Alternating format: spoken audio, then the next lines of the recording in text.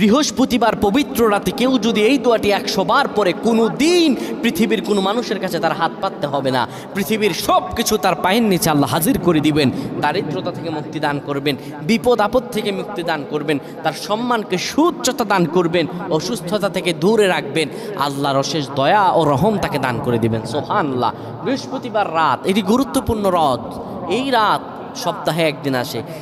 আরবিতে রাত আগে আসে, দিন পরে আসে। সুতরাং বৃহস্পতিবারের যে দিন গিয়ে রাত, এটি বৃহস্পতিবার রাত নয়, এটি শুক্রবারের রাত, এটি জুমাবারের রাত, এটি দোয়া কবুলের রাত, আল্লাহর কাছাকাছি হওয়ার রাত। সুবহানাল্লাহ।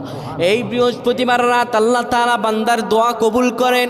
কেউ যদি বৃহস্পতিবার রাতে ঈশা নামাজের পরে পবিত্র হয়ে ইয়া হাইয়ু ইয়া হাইয়ু ইয়া হাইয়ু ইয়া রফিয়ু ইয়া রফিয়ু ইয়া রফিয়ু এই দোয়াগুলো পড়তে পারে 100 বার, আল্লাহ রাব্বুল আলামিন তার